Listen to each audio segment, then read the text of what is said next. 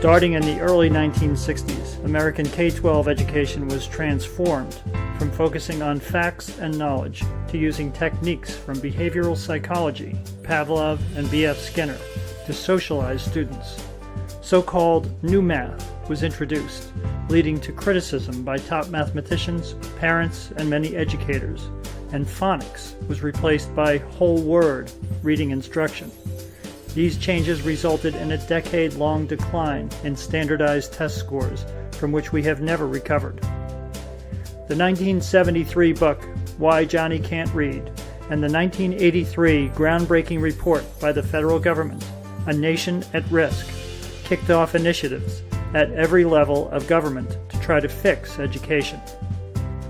Federal spending and involvement in education continued to rise, kept by the 2001 No Child Left Behind Act. This act required the states to develop high-stakes tests for their students and imposed ratings and punishments for schools that did not keep up. Teachers and parents bitterly complained that these high-stakes tests resulted in teachers teaching to the test. After the 2007-2008 financial crash, $50 billion in federal stimulus funds were used to push states to implement detailed databases to track and analyze our children. There's a student enrollment information on graduates, transfers, and dropouts, state assessment scores, information on students not tested. Perhaps your children are homeschooled, perhaps they go to a private school. Finance records and health records are included in the data system. Now, how many kindergartners do you think have financial records? And later, Race to the Top funding was used to convince 45 of 50 states to implement the new Common Core state standards. Common Core has been implemented virtually in secret, yet parents, legislators, and many teachers have risen up to oppose Common Core. Both the New York State and Chicago teachers' unions have voted against Common Core. Common Core! Join Ann Marie Banfield, Education Liaison of Cornerstone in New Hampshire, as she leads our 5-session series with Jamie Gass, Director of School Reform at the Pioneer Institute, Dr. Sandra Stotsky, Professor Emerita at the University of Arkansas, Sid Glassner, Senior Fellow at the New England Institute for the Study of Education, and Dr. James Milgram, Professor Emeritus in Mathematics at Stanford University.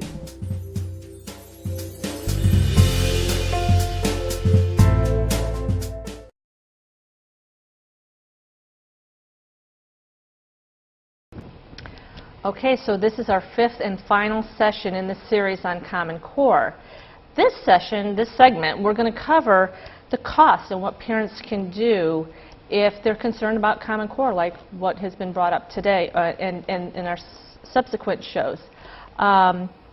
Please visit the website and go look at the prior shows if you haven't seen them. We cover Common Core, the standards, the English language arts, and the mathematics standards. Please go back and watch those. But join us today because we're going to cover some of the things about what parents can do if they're bothered by this, as many people are, and many people are across the United States. What can you do? What are the things that parents can do on the local level, on the state level, and even on the federal level? So let's start with the cost of what parents can do. Jamie, I know that you've looked at the cost factor throughout the states in the United States. What's the cost to New Hampshire? And what is this, who's going to bear this burden? So I think the first thing your viewers should really understand is that K-12 education in this country is the proper legal and financial obligation of the states and the localities. Even after almost a half-century of a federal role in K-12 education, 90% of the cost is paid for by the states and localities. So as there's a discussion about national standards and national testing, the reality of it is that local taxpayers are going to be picking up the bill for this. The feds will not. And we have done comprehensive research and a cost projection on what it is going to cost the states and localities to implement Common Core. And our experts came up with a figure of $16 billion for the states and localities. For Massachusetts, my state, it's about $350 million.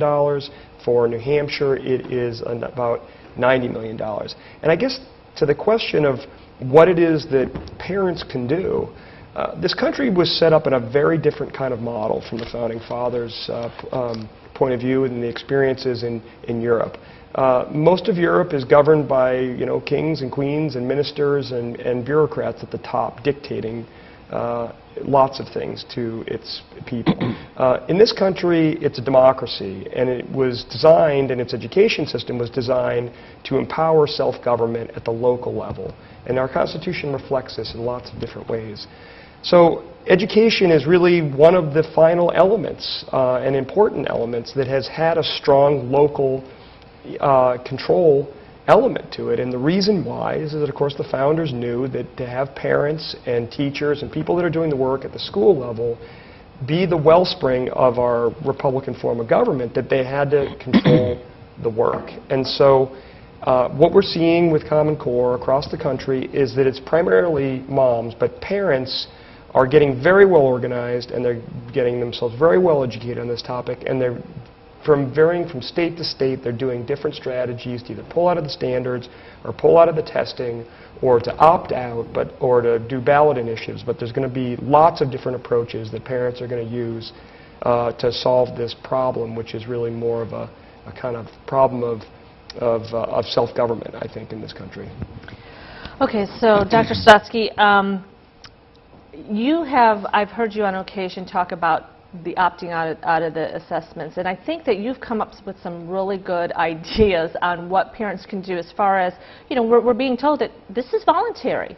These standards in our district by the Commissioner of Education said these are voluntary. Our districts do not have to adopt these, and yet all of them pretty much did. So if we don't want them, if you don't want them in Portsmouth, for instance, what do parents do to say no to the standards? We've gone over in the last segment about opting out of the test. What about opting out of the standards? What do you recommend? And what's going on across the country?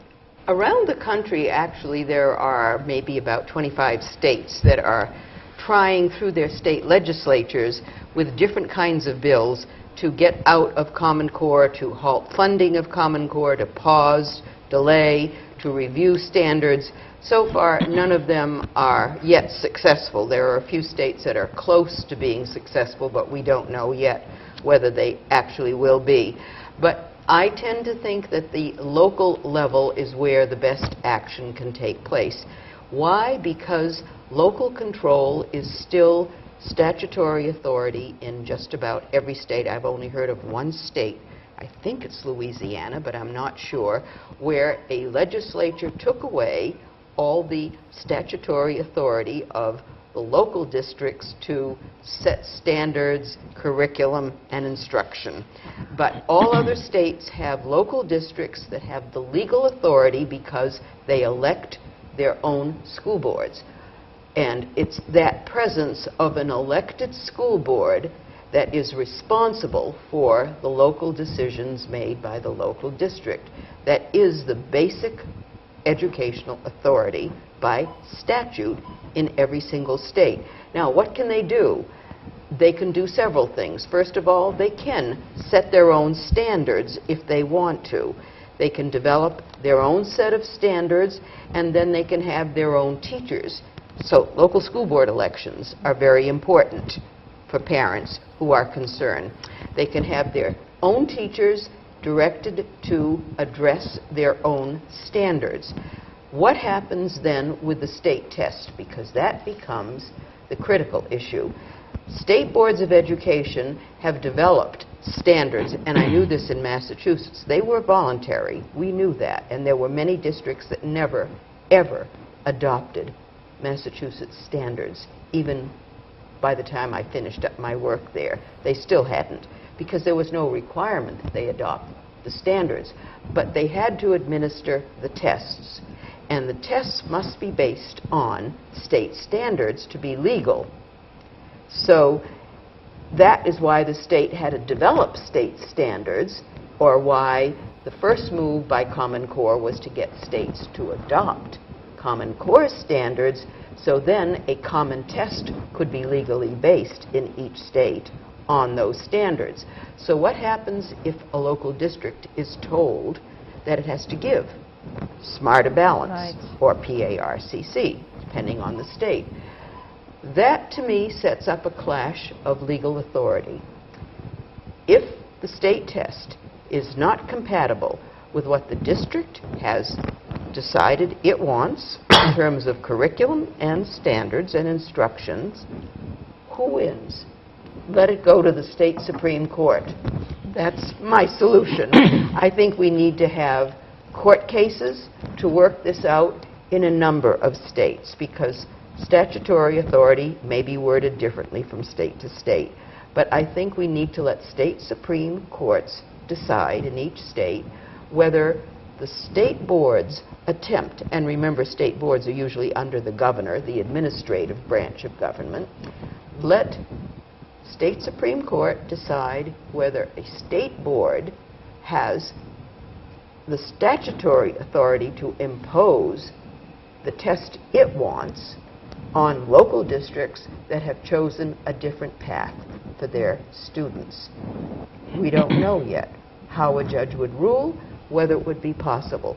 But that may be the only way we can find out if states can get out, local districts can get out from under what their state boards of ed, rather foolishly, I think, in most cases, adopted, because I don't think they understood. They're intelligent, college-educated people for the most part. I don't think they understood what they were buying when they adopted Common Core standards. They weren't buying a totalitarian model. But that is what we now have ended up with. Yeah. Right. Well, I think what I probably should tell the viewers is that there's been some rejection of Common Core standards in some of the school districts in New Hampshire. Alton was the first school district to say no to the Common Core standards, and they are looking at what to put in their place. Manchester basically said that they were going to look at the Common Core standards as a floor and that they were going to come up with something else. They're now in the process of developing local Manchester standards. The latest one was Wakefield. Wakefield just said, nope, we're going to use the Massachusetts standards. They're the best. And quite frankly, it seemed like the easiest thing to do. Why not just, why develop something new when you know it's out there, you know it's good? So that's what Wakefield is. The problem, I think, is that, they're still going to be tied to this test. But I want to talk about... Excuse me, there's more than a test. Yeah. There's No Child Left Behind. Yes. There's still something out there that if you get rid of Common Core, you're still under No Child Left Behind, unless we have a Congress that can figure out how to get rid of No Child Left Behind. It's called repeal the bill. Repeal it altogether. Right. But right now, under No Child Left Behind, which does govern every single state because of the bill that Congress passed, and that's Title I money that comes from the federal government to every single state, that requires a state test to be given and data to be reported to the federal government for AYP. Yeah. So that's still in effect. Now, what would happen if a school system turned up their nose on that? We don't know. Would the National Guard be called out? We haven't had civil disobedience of this kind in this country. Maybe it's a bad time. We really don't know what would happen. Yeah. The Title I money could still go to the state because there is a law that says if Congress appropriates money, the USED cannot withhold that money from the state. But we don't know what the state could do in withholding that money from the local districts. That's a different set of laws. So there are a lot of things that remain unexplored. We've been a very trusting people, and we have trusted schools. We don't know if schools decided to have a lot more spine than they've shown so far to say we're simply not going to go the Common Core way. Well, in New Hampshire this session, there was a bill introduced. It was HB 1508, and it called upon New Hampshire to terminate participation in Common Core. Now, that failed in the House, and you can go, I would suggest going and looking at how your state representative voted on that, and never made it over to the Senate. But look at how they voted. Did they vote to support it or kill that bill? And you need to know that and then figure out where your legislators stand on this issue. So HB 1508 failed. We still have Common Core. How does that happen? And what are your thoughts on that? Well, Because I know you testified on that bill. Yep. Let me just, can I say Okay. something else to you just before I Sure. get to that? Jamie had mentioned that about $90 million here in New Hampshire. I think people out there should start asking themselves, what are we getting for $90 million? I think that's a question, the first question they have to ask, Yeah. and they should be in their schools and finding out whether we're getting anything. Second, when that money runs out, where is the money going to come to maintain that level of whatever it's going to be? So, you know, when you talk about money, people seem to react and have a more concerted effort or concerted interest in this thing. And they should be considering these funds, because if this continues, they're going to have to foot the bill. And what are we getting for it? Okay? So I want So to back to I want the people- 1508. Okay, 1508. 1508 was one of the most frightening experiences for me. It really was. I testified. This was the bill. Did we tell the people what it is? Yeah, It's it basically would have terminated participation In in the Common Common Core, Core, right. and it did fail. And it was a very frustrating experience for me, because it resulted not in being concerned about children and their education. What it was concerned about was simply party line voting. And when I think that our children are going to be victims to how politicians work in terms of voting and their party line, it is very, very distasteful and very frustrating to me as an educator to think that that's where decisions are being made. They certainly weren't being made in the best interests of children, because I sat there 2 sessions, and the questions and the nature of the questions were dreadful, because it indicated that they were not really tuned in to what was going on. You know, when I was a teacher, one of the things that impressed me about children was the nature of questions that they asked, not the answers. There are a lot of kids that can give me answers, but it was the nature of the question and thinking, which always brought me back to, there was a Nobel laureate named Isidore Rabi, who got a Nobel Prize in 1944 for magnetic resonancing. And it was asked when he got his Nobel, he was asked, well, what led you into science like this? And he says, well, it was really my mother. He says, because when I came home from school, my mother never asked me, well, what did you do in school today? She never said that. She said, Izzy, did you ask any good questions in school? Oh, wow. You see, that was what she said. And that always made an impression on me. So, you know, and what did the, what questions do we get from the 1508 people? Terrible questions, which was very, very sad. It was a sad day for me. So that would be from Very the House sad. Education Committee That was the House members. Education Committee, and it was a terribly, terribly sad time. One thing I noticed, because I did attend the hearings and I also testified on that piece of legislation, was that we had a number of parents show up to support this bill. They wanted Common Core terminated. They had done the homework.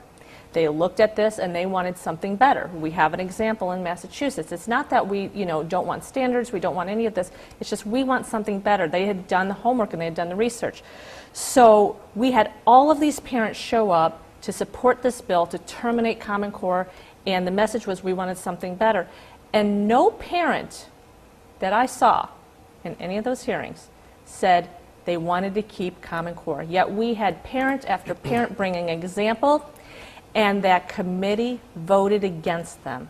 Voted against the parents, and same with when it went to the House floor, the parents were voted against. And so our representative government was no longer representing the people, but the few people that came in to support Common Core, a lot of them, Jamie, this is something that I think that you can, who supports Common Core? Because what I'm finding and what I'm reading is a lot of the people that support it, the organizations, have been paid by the Gates Foundation. I don't know if we even really touched on the Gates Foundation. It's true. The Gates Foundation is a $40 billion foundation, Bill and Melinda Gates, very successful software developers. But unfortunately, they've relied upon, through $200 million that they've invested in Common Core, a lot of people that over the last 25 or 30 years, frankly, have horrendous records of improving student achievement or standards anyway. The problem, I think, that we're confronting is that in and around this discussion on Common Core, there's a lot of crisis rhetoric going on. And while you've heard a lot about the successes that we've enjoyed in Massachusetts, and as someone from Massachusetts, I'm very proud of those. The fact is, for the 20 or 25 years that I've been working around public education, is that the highest performing state in the union has been New Hampshire, which has always had a very decentralized and a local control approach to K-12 education. The fact is whether you're talking about Massachusetts or you're talking about New Hampshire, and they're very close in terms of their performance on the nation's report card, NAEP. I'm not saying that there aren't issues to be resolved. I'm not saying that there isn't work to be done. There's a great deal of work left to be done. But this is not even remotely close to the conversation that is in Mississippi or Louisiana. And the problem for high standards, high performing states like Massachusetts and New Hampshire is that now they're just one of 20 or 25 states in these testing consortia with really low performing states. And so while the objective of the Obama administration has been called the race to the top, it really will end up being a kind of race to the middle. We're already seeing this with the standards themselves. And I think it's inevitable that this is going to happen, is that it will pull high-performing states downward. And there's some evidence from the early NAEP data in Massachusetts that this is in fact happening. But the more troubling dimension of it, and it's something that Sid mentioned, and something I mentioned earlier, is this erosion of self-government itself and the undermining of state legislatures. What we know is that 95% of the states that adopted Common Core did not have legislative hearings. They did not have any bills. There was very little public discussion. It was adopted during the summer of 2010 when everyone was at the beach and relaxing and barbecuing, that they thought this was the good time to make a vote on policies that will impact 45 million children. And so I think there's a serious problem going on, not only with the people in Washington, D.C. that are driving these standards and the kind of bureaucratic mindset around it, but it's true with a lot of the people that are embedded in these state departments of education. They don't see themselves really as public servants. They don't really see themselves as upholding the public trust. They see themselves as having an agenda that is in a way separate from the best interest of their states or their constituents. And I think that's a big problem. All right, Sid, I'm going to jump back to you. There's one thing that I want to ask you, and that is, and we heard it at the hearing, was this isn't going to cost local school districts any money. And Jamie brought up that, that they did a study, and it's going to cost New Hampshire $90 million. You and I have gone before the State Board of Education and said, what is this going to cost? And I don't even know if they've ever came up with a figure on that. They never came up and with a now we're figure. hearing some of the schools saying, well, it's really not going to cost. Is that even true? Because you look at this and you think, this, how come other states predicted what they were going to spend on this? How can this be no cost? As some of the people actually testified. It's got to be cost. You're doing additional testing, you're doing additional technology, you're doing additional materials or new materials that are going to be replaced. This is going to run millions of dollars. They're not telling us, they didn't tell you, they didn't tell me, because they don't want to. I mean, it's as simple as that. I hate this culture of deception, this culture of misinformation, misdirection. And that's where we're dealing with a lot of that kind of thing. And it's not a very good time for public education. So as an administrator, you're saying that there's no way that some of what we heard, that this is going to be free to a district and that this is not going to cost them. It's not going to be free.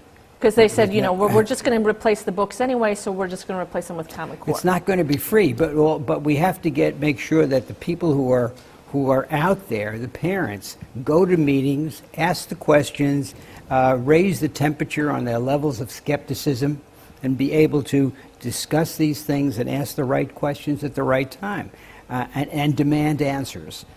When you have a limited time before the state board, I can't stay there all the time and say, I'm not going to move until I get the answer. I wish I could. Yeah. But what happened to that gentleman over in Wakefield, was it, or with Guilford with the book? That's what happened to me. Yeah. Yeah, and were you going to add something else to that? Because I think I might have cut you off on that. Were you going to say something else? Or? I had something. Or we but could come back to you. I looking think we back. have a few more minutes. I mean, and Oh, that, yes, I okay, know go what ahead. it was. It was, we were talking about what people can do in terms of opting out and so forth. I think that districts, if they're very dissatisfied with what's going on, and people get together, a number of people get together, I think they can take a vote of no confidence in the leadership in their district. And I don't think any administrator or lead administrator wants to be known, have in his career that a vote of no confidence was taken during his tenure as the lead administrator in a district. And I think that's a way of a group of people being able to say, look, we're not happy here. You're not taking this place in the right direction, and we've got to make changes. And take a vote, get a petition, no confidence vote, send it into newspapers, and make yourself known, make your voices known. We have to participate. We in education have the responsibility not only of educating our children, but I think we have the responsibility of keeping our democracy evolving in the right direction. Right. And that's one way we can do that. Yep. I mean, do you have anything you want to add to that? Because I think that's a A good... thought that came this past week about some of the communities that may have more than 50% of their kids already going on to college. I don't know why it didn't occur to me 4 years ago, but my question is, if they're already having kids who are college ready, why do they need to adopt college readiness standards? Right.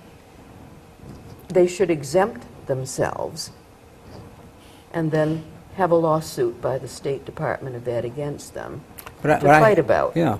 But if their kids are already college ready, why would they adopt standards to make them college ready? And I think we heard from Dr. Milgram that the math standards don't make you really college ready. Right, they obviously lower kids. Right. So if a town already has over 50% of its kids going on to some form of post-secondary education, then they've already moved past college readiness standards and just simply say, we're exempt. The testing right. issue becomes the issue they have to argue about before a state Supreme Court. But I think it's worth doing that rather than lowering themselves to adopt college readiness standards when their kids are already getting Going to college ready college. from whatever they've done. Yeah. Sure, good point. Well, you know, we're a state that we see a lot of presidential candidates come to our state. What's funny is sometimes you hear, oh, this is a right-wing agenda, this is a left-wing agenda. This really isn't anybody's agenda, right, Jamie? Aren't you seeing that? Absolutely. That's right. I think one of the examples that come to the top of my head are in Indiana, which is a fairly red state, a virtually unknown Democrat got more statewide votes than the now sitting Republican governor. And the main issue that she coalesced around a couple of years ago was Common Core. And we also see this in New York, where you have upstate New York parents that are largely blue collar, middle class, and you have parents from Long Island that have joined together and they have made their voices heard. And I think that you're just seeing it, whether it's in red states or blue states, this is not a partisan issue. This is an issue Right. of good government and what's best interest of our kids. This is a good time to practice democracy. Yeah. And, Well, I think parents should understand that and set an example for their children.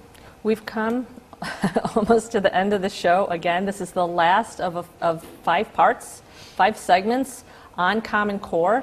I'm going to encourage the audience, again, if you have not watched the first 4 segments, go to the website and go watch the first 4 segments. Educate yourself on this. I want to thank you for participating, of course, in all of our segments and really bringing this information to the viewers. And I encourage the viewers, you know, get involved. Everybody says education is so important, and yet sometimes if the football team's going to be canceled at your school, that gets you know, you could fill up a gym. But this is academics, and if this doesn't require parents to get up and do something, I don't know what's going to. You have to get involved. Thanks for tuning in.